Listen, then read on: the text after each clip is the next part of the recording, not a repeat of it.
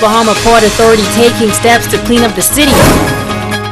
Business owners honored by the Chamber of Commerce. And a cultural salute planned for Sir Durward Knowles. The Bahamas Tonight Northern Edition starts now. This is the Bahamas Tonight, the Northern Edition. Good evening all, I am Megan Shepard. It's so great to have you joining us. Topping news, the Grand Bahama Port Authority is ramping up efforts to clean up the city. Freeport's clean, pristine image has been eroding in recent time, and now port officials are cracking down to achieve a clutter-free and more visually appealing environment. Deputy Director of Building Services and City Manager Troy McIntosh says that they are cracking down on derelict and immobile vehicles throughout communities in the city of Freeport. While this is not a new initiative, McIntosh says that they are stepping up their efforts to enforce the policy as they hope to beautify the city. So the process allows our in-house inspectors to go out, find the derelict vehicle, basically which is a vehicle that's inoperable, have not been licensed for a year, and is sitting on the verge, impeding the maintenance of that verge. And so the inspector would put a notice on the first notice on the car, which is 7 days, advising the owner to remove the vehicle. Followed by that, if once it expires, it will follow a 21-day notice, which will coincide with a notice being placed in the local newspaper, giving the owner now 21 days. If it's not moved within that period, the vehicle will be towed by one of our service provider and licensees. McIntosh explains that verges are owned by the Port Authority or in some cases DevCo. So if your vehicle impedes maintenance, then you are required to move it. A verge is basically the area outside of the boundary of the property. So for example, you'll see homes that have walls, fences. Anything outside of that is considered private property, or anything between that on a particular road like the one we're standing here, wall on one side, if you can find a wall on the other side, anything in between that is basically private property managed and maintained by the Port Authority. So the verge, the road, and then the verge on the other side is that of the Grand Bahama Port Authority or LUSCO DevCo. McIntosh says that owners have been responding favorably and that so far, some 50 vehicles have been moved from various subdivisions. He adds that this initiative extends to another form of transportation that can become a hindrance. The second thing we want persons to know, in addition to the derelict vehicles should not be parked on the verge, period.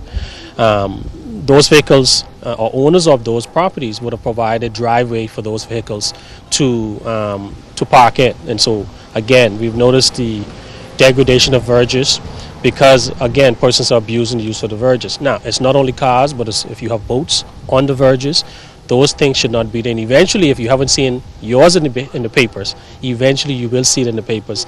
Again, an effort to, give people a pleasant view when driving through the neighborhoods or even on main roads. Now, McIntosh is encouraging anyone with questions about the derelict vehicle program to reach out to the City Services Department.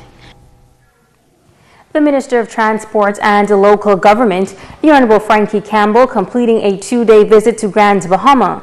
During the fact-finding mission, he was able to get a view of the operations of the various agencies within his ministry and to hear the concerns of staff. Minister Campbell telling the media that a key issue facing the Freeport Met Office is an apparent staff shortage.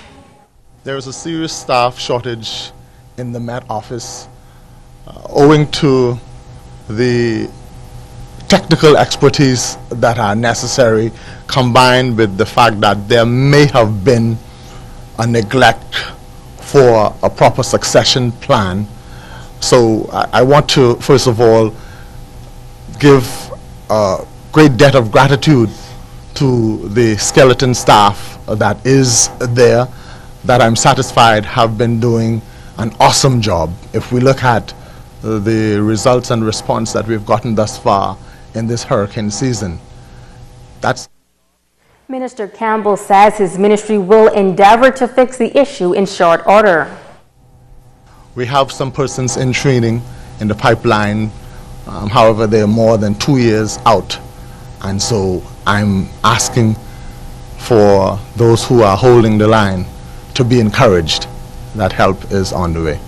Nothing is off the table in terms of what is being considered, even to the extent of importing some help. But it is a matter of urgency. It speaks to the safety of the entire Bahamas, and it is being addressed. The Grand Bahama Chamber of Commerce honoring top business persons during their annual award ceremony. The event is held each year to award business persons who continue to press on despite the many challenges in their local economy.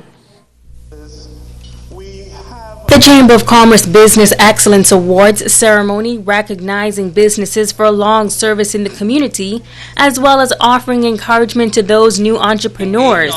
A number of categories were highlighted and recognized in various categories. Deputy Prime Minister and former Chamber President, the Honorable K. Peter Turnquest, offering words of encouragement to those that continue to press on in the field of business here on Grand Bahama. I want to congratulate and to pay due respect and honor to the business community of Grand Bahama, who continues to make it happen during very, very difficult times. Certainly, we believe that brighter days are ahead of us, but as in all things, you have to go through it in order to achieve it. And so we are at that trying time, but success is around the corner, so keep going. The Business Person of the Year award went to Larry Aubrey of Freeport Jet Wash. Developing Entrepreneur went to Jay Roll from Livity. Company of the Year with under 50 employees went to Bethel's Book and Stationers. Western Air received the Company of the Year honor for over 50 plus employees.